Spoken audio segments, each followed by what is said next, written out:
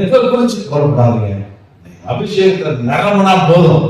அபிஷேகத்தை நடந்துட்டு அநேகம் தெரியாது. ஏதோ அந்நிய பாஷை பேசி இந்த பாய பேச்சுன்னு சொல்லிட்டு நீங்க சொல்லிட்டு உட்காந்துருங்க. அதெல்லாம் உள்ள இருதய திரும்பி உருவாக்கப்படுது, திரும்பி திடமாய் மாற்றப்படுது, திரும்பியும் சிங்கத்தை போல இருதயமாய் மாற்றப்படுகிற அந்த தன்மை தான் இந்த அபிஷேகம் பெற்று தருகிறது. இதெல்லாம் சிம்சோன் அறிந்தான்.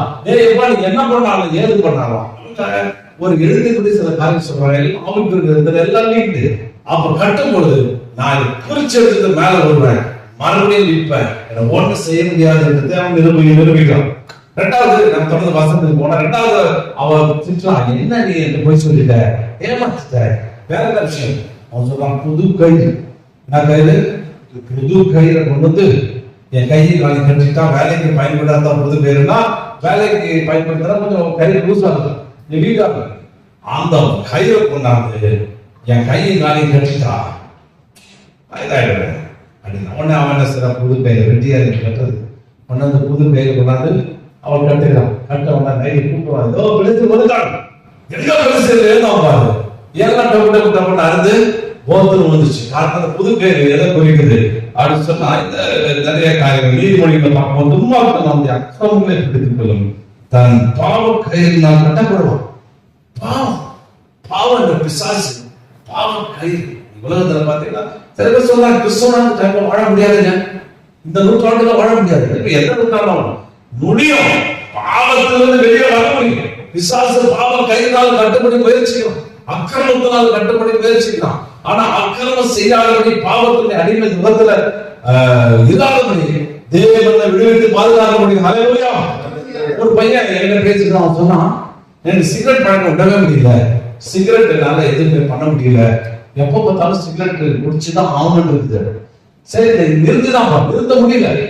ஏன் நாக்குல அரிக்கணும், ரொம்ப பரபரப்பாக அரிச்சு எடுக்கணும். சிகரெட் குடிக்கலாம், அந்த நாக்குல இருக்கிற அரிப்பு பயங்கரமா இருக்கும், அந்த நரிப்பு நிக்கவே நிக்காது. அப்புறம் வந்து அவர் சிகரெட் வாங்கி குடிச்சாதான் அந்த நாட்டுல இருக்க அரிப்பு அடங்கணும் அப்படின்னு சொன்னான். உடனே அவனை அபிஷேகத்தை நிரப்பி பரிசுத்தம் நிரப்பி ஜெபம் அபிஷேகம் பண்ணி சொல்லி ஜெபம் பண்ணி இது பண்ணும்போது பாத்தீங்கன்னா அப்படியே சிகரெட்டை விட்டுடும்.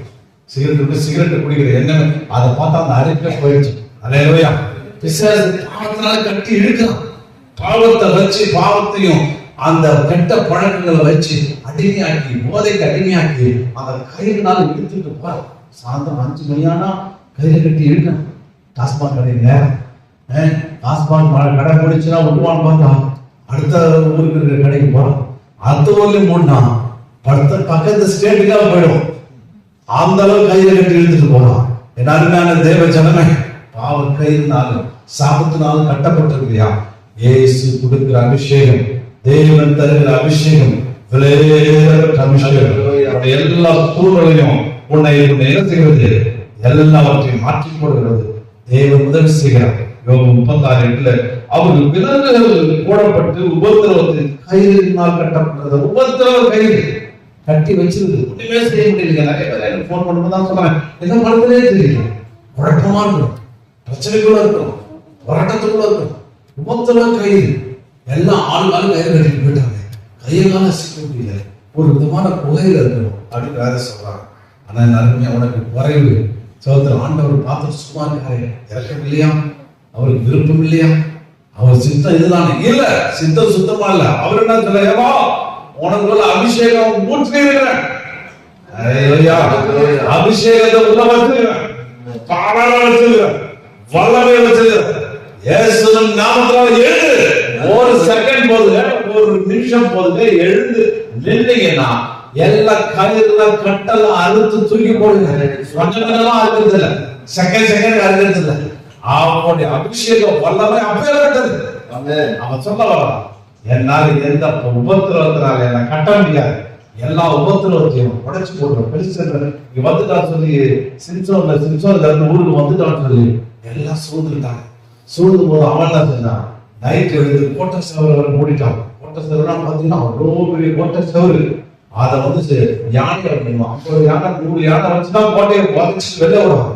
இவன் என்ன பண்ணான், நைட் எழுந்து நேரம் கோட்டையை உடைச்சிட்டு கோட்டை கதை உடைச்சிட்டு தோல் மேல வச்சுக்கிட்டு மலை மேல ஏறிட்டான். அவன் உபத்திரவம் எப்படி இருக்குது? அல்ல அப்படிப்பட்ட உலகத்தில் அப்படிப்பட்ட வல்லமை வேணுமா அவங்களுக்கு? எதுக்கு அதெல்லாம் செஞ்சால் மாதிரி ஏதோ ஒரு மூலையில ஏதோ ஒரு இடத்துல இருந்துட்டு போயிடுறேன் அப்படின்னு நினைக்காதீங்க. நீங்க உங்களை கொண்டு ஆண்டவர் எடுத்து உபயோகப்படுத்தவர்கள் உடம்புல அபிஷேகத்தை ஊற்றிருக்கிறார். அபிஷேக வல்லமை யாராவது போட்ட இது கதவை உடைச்சு தோல் மேல வச்சுட்டு கீழே போனாலும் மேல போனோம். அப்ப எப்போ ஸ்ட்ரைட் அப்ப உபத்திரத்தினால அவனை கண்ட்ரோல் பண்ணவே முடியல.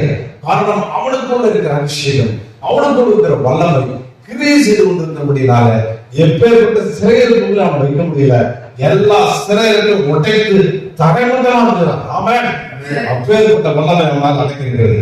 மூணாவது காரியம் 7 அந்த வசனங்களை வாசிக்கும் பொழுது மறுபடியும் அவனுக்கு சொல்லப்படுறான். இதனால எதுக்கு என்ன போய் சொல்லிட்ட, எனக்கு இப்படி செஞ்சுட்டேன் அப்படி செஞ்சுட்டேன் அப்படின்னு அவன் சொல்லும் பொழுது அவன் என்ன செய்யறான்? அப்ப அவன் சொல்றான், என் முடிய அவன் முடிய சடம் போட்டு சிம்சோனை பார்த்து எதுவரைக்கும் நல்லபடியா இருக்கிறார் கட்டலாம் தலைவர் 7 ஜடைகளை நெசவு போல் மாவோடு பின்னி விட்டார் ஆகும் என்றார். அப்பொழுது அவர் செய்து அவளை ஆணை அடித்து மாட்டி சிம்சோனை பெருசு மேல் வந்துவிட்டார்கள் என்றார். நெத்திரை விட நெசவு ஆணி நூற்பாவையும் கூட பிடிக்கி கொண்டு போனான். கவனிக்கலாம், 7 அவன் முடி எப்படி இருந்ததுன்னு தெரியல. சாதாரணமா ஒரு சடம் போறதுக்கு முடி கிடைக்கா போகுது. 7 சடம் போடுறான். நைட்டெல்லாம் பாருங்க, அந்த அம்மாவுக்கு பாருங்க கதறின அந்த அம்மா தெரியல, கூட நல்ல அம்மா பாருங்க. நைட்டெல்லாம் உட்காந்து யோசிக்கலாம், நைட்டு தீ பண்ணலாம். முடிய 7ஆ பிரிச்சுட்டான், 7 சடம் போட்டான். அது வந்து இந்த இவனுக்கு ஒண்ணுமே தெரியல பாருங்க. முடி சடை 7 முடி போட்டு சடை போட்டு 7 முடிய போட்டு நல்லா நீட்டா அதை வச்சு ஆணி அடிச்சிட்டான். எல்லாத்தையும் வச்சு நெசவு போற பின்னி அது பின்னி அதே இடத்துல வந்து அது மேல ஃபுல்லா பெரிய பெரிய கூடா ஆணி கொண்டு வந்து 7 பக்கமும் அடிச்சு வச்சுட்டான். தூங்கும்போது அடிச்சு வச்சுட்டு பெலிஸ்தர் மேல் வந்து விட்டார் அப்படின்னு சொல்லும்போது அவன் முடியுது அனுபவம் போறான். என்னங்க அபிஷேக வல்லமை பேர்பட்ட வல்லமை கேட்டா இந்த பிரச்சனைன்ற அந்த பிரச்சனைன்ற இந்த சொன்ன தலைமுடி எதை குறிக்குன்னா தேவ பிரசன்னத்தை குறிக்கும். தலைமுடி எதை குறிக்குன்னா தேவனுடைய அந்த ஆளுகை தன்மை, அப்படி அதிகாரத்தன்மை, அப்படி அதிகாரத்தை குறிக்கும் அந்த முடி. அதை வந்து இந்த உலகத்துல இருக்கிற பிசாசு என்ன செய்யணும்? உலகத்துல மனுஷன் எப்படியாவது போட்டு ஆணி அடிச்சு வச்சதான் பார்க்கறான். அப்படியே சிந்தனை பண்ணலாம், அவளை போட்டு கேவலப்படுத்தலாம், சீகப்படுத்தலாம். சிந்தனைகளை பல டென்ஷனை கொடுக்கலாம், பல பிரச்சனைகளை கொண்டு வருகிறான், பல விதமான குழப்பங்களை கொண்டு வருகிறான். அதை ஆணி அடிக்கிறான். நீ நம்ப முடியாது, தலையை அடிச்சு வச்சுட்டா எப்படி இருக்கும்? இங்க எங்கேயும் போக முடியாது இருக்கான். அவனை 7 கொண்டு டாக்டர் போய் அந்த பக்கம் போட்டு ஈஸியா அவன் நடந்து போயிட்டு இருக்கான். தேவன் உங்களுடைய பிரச்சனையெல்லாம் மாற்றுகிறார், சூழ்நிலையா மாற்றுகிறார். ஒரு பாஸ்டர் எனக்கு ஒரு கேட்டேன், ரொம்ப ஆச்சரியப்பட்டேன். அவரோட இடத்துல சபா ஆரம்பிச்சானா கஷ்டம்னா கஷ்டம், அவ்வளவு கஷ்டம். ஒருத்தர் வட்டிக்கு வேற பணம் வாங்கிட்டான். அந்த வட்டிக்கு பணம் வாங்கின ஆளு என்ன சொல்லிட்டான்னா, நான் வருவேன் அப்படின்னு சொல்லி அவனை ரொம்ப இது பண்ணிட்டாங்க. ரொம்ப இது பண்ணிட்டு கேவலப்படுத்திட்டு போயிட்டாங்க. போயிட்டு 2ஆம் தேதி வரேன், நான் வருவேன், என் பணத்தை எடுத்து வை, நீ வைக்கலாம், குடும்பத்தை பொருள்லாம் எடுத்து வீட்டுல இருக்க சாமான்லாம் தூக்கி வீசிடுவேன், எல்லாத்தையும் எந்த பக்கம் போட்டுடுவேன், போட்டுட்டு உன்னை உண்டு இல்லாம பண்ணிட்டு போயிடுவேன், உன்னை ஊழியத்தை செய்ய முடியாது, உன்னை கேவலப்படுத்துவேன் அப்படின்னு சொன்னாங்க. இந்த பாஸ்ட் நைட் யோசிச்சாரு. ஒரு மனைவி 2 பிள்ளைங்க இப்படி படுத்துட்டு இருக்குது. காலையில மானெல்லாம் போகுது, ஒழிய போகுது, எல்லாம் போகுது, ஒண்ணுமே போச்சு, முடிஞ்சு போச்சு அப்படின்னு சொல்லிட்டு என்ன பண்ணாராம், ஒரு பால்கார மருந்து வாங்கி கட்டுறான். உண்மையில பால்கார வாங்கிட்டு ஒரு இதுல ஊற்றி பால்ல மில்க்ல கலந்து எல்லாருக்கும் அவங்க ஒய்ஃப்டே சொன்னாராம், நம்ம எல்லாம் ஜெபம் பண்ணிக்கோம், நிறைய பாவத்தை மன்னிங்க, என் பாவம் தப்பு செஞ்சா மன்னிங்க, ஆனா வந்து நீங்க தற்கொலை பண்ணிட்டா நரகத்துக்கு போயிட்டு வசந்தது, அந்த பாவத்தையும் மன்னிங்க, என்னை நேரம் பரலோகத்துக்கு கூட்டு போயிடுங்க, தயவுசெய்து பண்ணி எனக்கு எழுத்த இல்லப்பா அப்படின்னு சொல்லிட்டு அழுது 2 பிள்ளைகளுக்கும் மனைவிக்கும் இவரும் கொடுத்து தூங்கிட்டாங்க. தூங்கி உடனே காலையில 5:30 மணிக்கு எழுந்துருக்கணும், நாளைக்கு எந்த பிரச்சனையும் இருக்காது, ஜெபிக்க வேண்டிய தொல்லை இருக்காது, எல்லாம் முடிஞ்சு போய் தூங்கிட்டான். 5:30 மணிக்கு டான் எழுந்து உட்காந்துட்டான். ஒரு ஏதோ பிள்ளைகள் அசைச்சிட்டு இருக்கான், எதுக்கு மரத்தல்ல, எதுவும் வரல, எதுவும் வரல, ஒன்றும் புரியல, இதெல்லாம் புதுசா இருக்குது அப்படின்னு கூட்டி பழப்பிட்டு இருந்தா பாத்தீங்கன்னா அது வந்து வீதியை குறைஞ்ச பால்காரன் பழசு. அடப்பா, இது கூட உயிர் போகுது, இப்ப கூட உயிர் போய் வருவாடா பதில் சொல்றது, செத்து போலாம்னு நினைச்சு கடைசி இது குடிச்சா போறோம். கடைசியில் இந்த டென்ஷன் தான் போயிட்டு நினைச்சா பார்த்தா எல்லாரும் வருது, அப்பா என்னப்பா டீ போட்டு கொடுப்பா, பிள்ளைங்க எழுதி டீ போட்டு விட அது போட்டு இருந்தான்.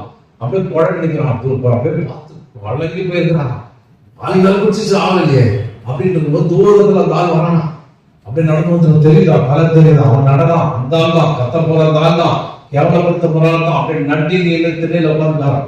வந்து சொன்னாராம், பாஸ்டர் பயப்படாதீங்க, நான் வந்து எனக்கு திடீர்னு நான் எனக்கு பணத்து இல்லாதனால உங்களை தான் ரொம்ப கேவலப்படுத்துறேன், ஆனா திடீர்னு எனக்கு பணம் வந்துச்சு, எனக்கு வெளிநாட்டுல வேலையை கிடைச்சிருச்சு, அதனால நீங்க தயவு செய்து நீங்க பணம் எனக்கு லேட்டா கொடுங்க, பொறுமையா கொடுங்க, எப்ப கொடுக்க முடியுமோ கொடுங்க, நான் உங்க வெளிநாட்டுக்கு போறேன் சொல்லிட்டு போலாம் தான் வந்தாங்க. பாருங்க டைம்ல மண்டே பிச்சுக்கிற மாதிரி சொல்லுவாங்க, மண்டை பிச்சுக்கிற போறியா, என்ன பணமே தெரியல, எந்த சூழ்நிலை போறது இல்லையா, நான் நெருக்கப்பட்டிருக்கிறேன், அடிக்கப்பட்டிருக்கேன், ஆணை அடிச்சு ஒரு இடத்துல அப்படி சேர்த்து நிற்கிறேன்.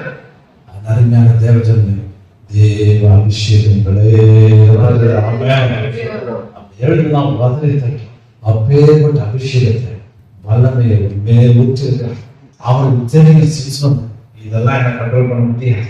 என்ன ஒரு தெளிவான, நான் சும்மா சொல்றேன் சிம்சோன், அவனுக்கு ஒரு தெளிவான அறிவு இருந்துச்சு, தெளிவான ஞானம் இருந்தது. இவனுக்கு கொடுக்கப்பட்ட அபிஷேகம் என்னவெல்லாம் செய்யும், இந்த அபிஷேகத்தை இவனுக்கு சொல்ற எதுவும் என்ன தடை பண்ணாது, என்ன கட்டுப்படுத்த முடியாது, எந்த விதத்திலையும் என்னை கொண்டு போய் கீழே தள்ளாது, அப்படியே சரியான திட்டமா இருந்திருந்தான்.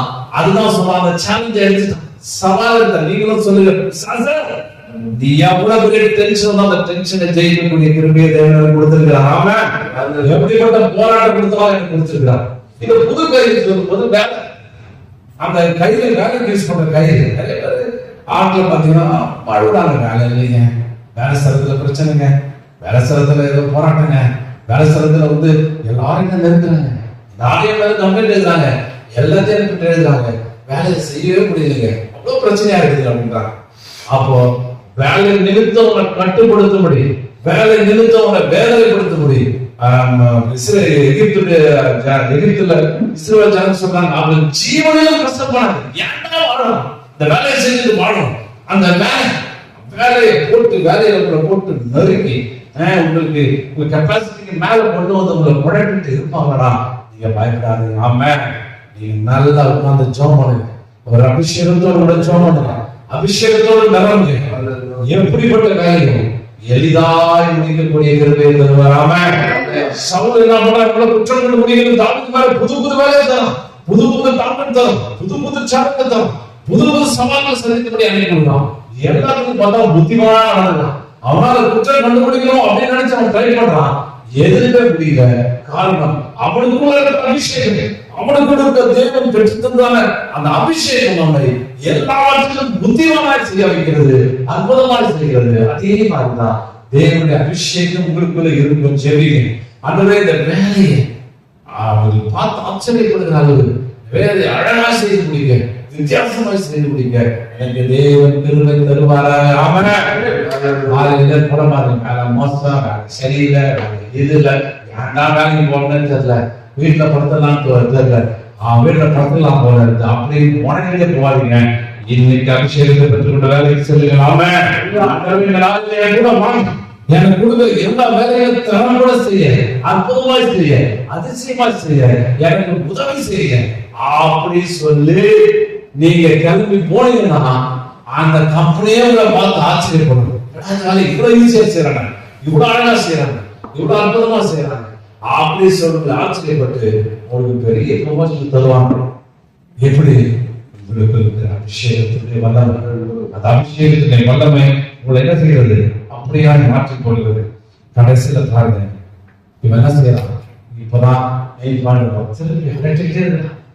எதனால எதனால எதனால பாருங்க, அபிஷேகம் எல்லாம் கிரியை செய்யும். எதனாலன்னா அவன் சொல்றான், நசரேயன். ஆமென்.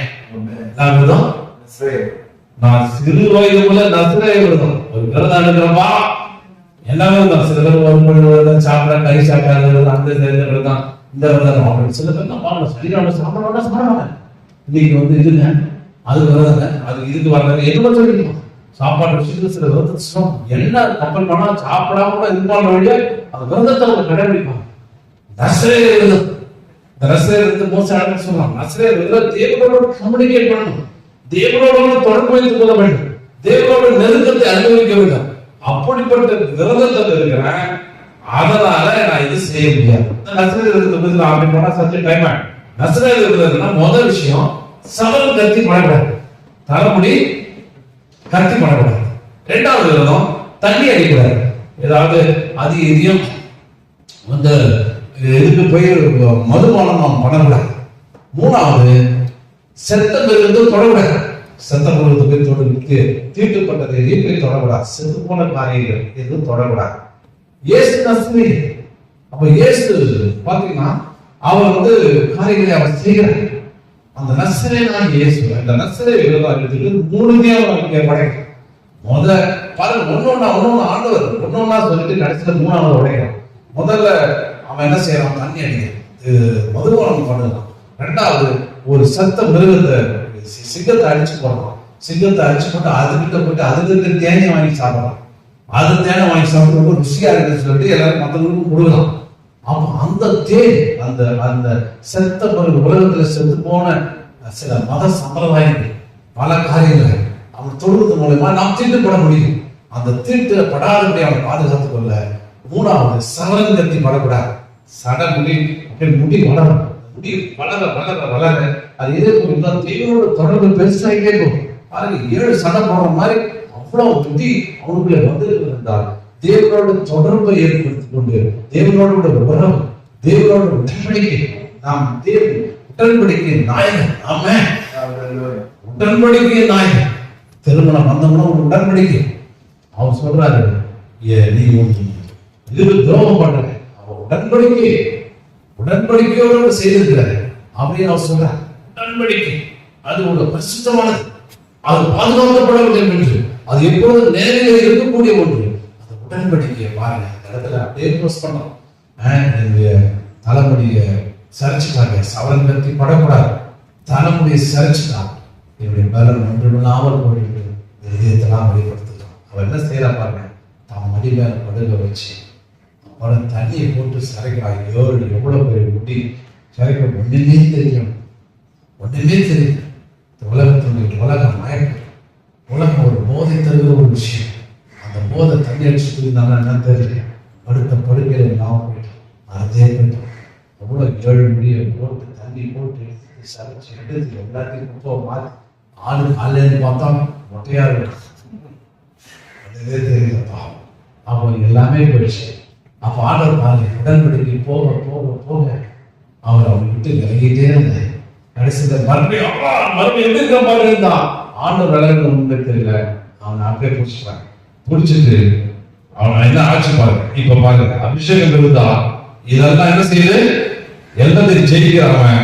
அபிஷேகம் போன பிற்பாடு என்ன செய்யறான், பெருசு அவனை பிடித்து அவன் கண்களை பிடிங்கி அவனை காசாவுக்கு கொண்டு போய் அவனுக்கு 2 வெண்கல விலங்கு போட்டு சிறைச்சாலையில மாவரிக்க கொண்டிருந்தார். நல்லா கவனிங்க, தேவன் அபிஷேகத்தை கொடுத்திருக்கிறார், தேவன் அதிகாரத்தை கொடுத்திருக்கிறார், தேவனுடைய வல்லமை கொடுத்திருக்கிறார். இந்த வல்லமை நீங்க பெற்றுக் கொடுக்கல ஒருத்தர் கையை கொண்டார் அடிச்சு காலி பண்றீங்க. அது காரணம் உனக்குள்ளே இருக்கிறார், உனக்குள்ள வல்லமை தெரிஞ்சிருக்குது. உன்னை அவர் கண்ணிமணியோட பாதுகாக்கிறார், எல்லா சொன்ன உடைத்து வெளியே வந்து உதவி செய்யறார். ஆனா இன்னைக்கு பாருங்க, இந்த 2ஆம் பிரிவு அபிஷேகம் பெற்றுக் கொள்வது, அபிஷேகத்தோடு இருக்கும்போது, அபிஷேகம் இல்லாத போது, அபிஷேகம் இருந்தா அவன் போட்டவே முடியல, எந்த கயிறும் கட்ட முடியல, ஒண்ணுமே பண்ண முடியல. இப்ப அபிஷேகம் போயிடுச்சு, தேவன் போயிட்டாரு. தேவன் போயிட்ட அவனை முடிச்சு காசாவுக்கு கொண்டு போய் கண்ணை முடியலாம். கவனிக்கலாம், கண்ணை ஃபர்ஸ்ட் முடியணும். ஏன் மறுக்க எங்கேயாவது ஓட போறான்னு சொல்லி என்ன பனிஷ்மெண்ட் பாருங்க. அவருக்கு கண்கள் புடுங்கப்படும். அநேக தேவனுடைய பிள்ளைகள் இப்படி ஏமாந்து போய் கடைசியில் பண்ண கண்ணை பிடிக்கிட்ட பிற்பாடு எங்களே தெரியல, இருட்டா இருக்கிற, எங்க போறதுன்னே தெரியல, எது நடக்குதுன்னே தெரியல, எல்லாத்துக்கும் இப்படிப்பட்ட இடத்துல இருக்குன்னே தெரியல. அப்படி சொல்லிட்டு தெளிவில்லாத தன்மை, இருளின் வாழ்க்கை, ஒரு இருளுக்குள்ள தள்ளப்படுகிறார். அபிஷேகம் என்பது நீங்க சும்மா எளிதா நினைச்சாதீங்க, அது கனமா இருந்தது. அபிஷேகத்தை குறித்த ஒரு அற்புதமான அறிவு நமக்கு தேவை. அவங்க கொண்டு போனாங்க. அவர் 2 வெங்கல விலங்கு போட்டு 2 வெங்கல விலங்கு போட்டான். போட்டுட்டு அதுவும் நாம மாவரைக்க வச்சிட்டாங்க. மாவரைக்கிறது யாருன்னா அடிமைகளுக்கு கொடுக்கக்கூடிய தொழில் மாவரைக்கிறது. மாவை அரைச்சிட்டே இருக்கு. ஹோட்டல் கூட சாப்பிட்டு காசு கொடுக்கணும்னா மாவரைக்கிறது. இப்ப பரவாயில்ல, கிரைண்டர் வந்துருச்சு, அந்த நாட்டில் அரைக்க விட்டுட்டோம். நிறைய பேர் என்ன அரைச்சிக்கிட்டு அந்த காசு சீக்கிரம் வரலையும் 2 இட்லி சாம்பாருக்கு நீங்க ஒரு நாள் ஃபுல்லாக அரைச்சிருக்க வேண்டியது. அந்த மாதிரி ஒரு மோசமான அடிமத்தோடு சிறையிருப்பத்தோடு அபிஷேகம் போயிடுச்சுன்னா, அபிஷேகம் இருந்தா உன்னை கையை வைக்க முடியாது, உன் கண்களை ஒருத்தரும் தொடவும் முடியாது. அபிஷேகம் போயிடுச்சுன்னா அப்படியே காலிக்க மாட்டான். அதுக்கப்புறம் அவன் பார்த்தீங்கன்னா அவன் தலைமை, அதுக்கப்புறம் அவன் அந்த வேடிக்கை காட்டுற பொருளாகினான். அவன் வேடிக்கை காட்டுறதுக்கு எல்லா இடத்துல கூடி விட்டாங்க. நம்மளை பிரச்சனை பண்ணால வாழான்னு சொல்லிட்டு பரிகாசம் பண்றதுக்கு வேடிக்கை போறதுக்கு பழமொழியா அவனை வேடிக்கை காட்டுறது தான் சொல்றாங்க. ஆனா இந்த ஊர்ல அருமையான விஷயம், மறுபடியும் இந்தி முளைக்க தொடங்கியது. 22 அவன் தலைமையில் சிறைக்கப்பட்டது திரும்பவும் முளைக்க தொடங்கிட்டு. ரொம்ப நான் நேசிக்கிறேன் அந்த வார்த்தை. ஆண்டவர் இவ்வளவு ஒரு ஆறுதலான வார்த்தை எடுத்துக்கிறேன். இப்ப முளைக்க ஆரம்பிச்சுட்டுனா இந்த அபிஷேகத்துடைய வல்லமை திரும்ப திரும்ப யோசிக்கலாம். கொடுக்கப்பட்ட ஏற்பட்ட விஷயம் எவ்வளவு பேர் அடிச்சேன், 1000 பேர் அடிச்சேன். இப்ப கண்ணை முடிட்டு எங்க இருக்குன்னே தெரியல. ஒரு இடத்துல மாவட்டம் இதெல்லாம் காரணம் என்னுடைய பாவம், என்னுடைய உடன்படிக்கை மீறின காரணம். நான் கொடுத்த மகிமையா இதை எல்லாத்தையும் இழந்துட்டேன் அப்படின்னு சொல்லிட்டு ஃபீல் பண்றான். ரொம்ப உடன்படிக்கை ஏற்படுத்திக் கொள்ள வேண்டும். தேவனோடு தேவனுடைய அன்பு வித்தியாசம். ஒருவேளை இழந்து போயிருக்க அபிஷேகத்தை திரும்ப முளைக்க தொடங்கும். ஆமென். திரும்ப கனெக்ஷன் ஏற்படுத்துங்க, திரும்ப தொடர்பு ஏற்படுத்துங்க, திரும்ப தொடர்பு அவரோட நீங்க செய்யுங்க. அப்ப அவனை கூட்டு போகும்போது உங்களுக்கு கதை தெரியும். அந்த பெரிய தூண், அரங்கத்துடைய பெரிய தூணை தரையை பார்த்து கூட்டு போறாங்க. எல்லாம் செய்யலாம். 2 தூண் நிற்குது, அவ்வளவு பெரிய அரங்கம், பெரிய பிள்ளைல நிற்குது. 3000 பேருக்கு மேல நிற்கிறான். கூட்டம் அரங்கி வழியுது. 2 கைக்கு தூணுக்கு நடுவுல நிற்க வச்சுட்டாங்க. அவன் சொல்றான், அதை அதே தள்ளணும், எல்லாம் செய்யலாம் செய்யலாம் செய்யலாம் அப்படி செய்யலாம். ஆனா கூட தகுந்து பார்க்கறாங்க. என்ன முட்டாள அவன் சொல்லி செய்யலாம். ஆனா ஈஸியா அதை படிச்சுக்கணும். விழுந்து போகுது. அபிஷேகம் மறுபடியும் வேலை செய்ய ஆரம்பித்தது. திரும்ப உணர்ந்து செய்யும் போது திரும்ப வளமையாக தருகிறார். அதனால இந்த அபிஷேகம் விலையேறப்பட்டிருக்கு. அதனுடைய மதிப்பை கணக்கிடுது, அதனுடைய வல்லமை யோசித்து பாருங்க. தேவன் சாதாரண விஷயத்தை கொடுக்கல, தன்னுடைய பிரபோகத்துடைய எல்லா தன்மையில உள்ளடக்கி திரவமாய் ஒரு ஆயிலா அதை மாற்றி சரசன கூற்றும்படி விரும்புகிறார். அபிஷேகம் பண்ணும்படி விரும்புகிறார். அபிஷேகம் பண்ணப்பட்டால் உலகத்திலே நாம் வாழும்போது நாம் ஆண்டவரை பல காரியங்களை செய்ய முடியும், ஆச்சரியமான நன்மைகளை செய்ய முடியும். குடும்ப பிரச்சனை, அந்த பிரச்சனை, இந்த பிரச்சனை பேசிட்டே இருக்கிறேன். எல்லாம் உடனே சூழ்நிலைகள் எல்லாம் மாற்றப்படும். எல்லா போராட்டங்களும் முடிவுட்டாக்குவார். உன் மூலியமா ஆண்டவர் கிரியை செய்த பார்த்து ஜனங்க அப்படியே அலறுவான், ஜனங்க பயப்படும். அப்படிப்பட்ட பெரிய வல்லமை நமக்குள்ளே வைத்திருக்கிறது. அபிஷேகத்தை நாம் போற்றுவோம், இந்த அபிஷேகத்தை கொடுத்து ஆண்டவரை துதிப்போம், அந்த அபிஷேகத்துக்கு ஒரு சங்கத்தை அடிப்போம். ஆமென். ஆண்டவர் கொடுத்து இப்ப அபிஷேகம் எனக்குள்ள இருக்குது. நான் இருக்கிற எந்த இடங்களையும் அசைப்பேன், அது தேவனுக்காக அசைப்பேன். அதுக்காக வைத்திருக்கிறார் என்று நீங்கள் செய்யும் போது தேவன் பெரிய காரியங்களை செய்கிறார், ஆச்சரியமான நன்மைகள் நடத்துகிறார்.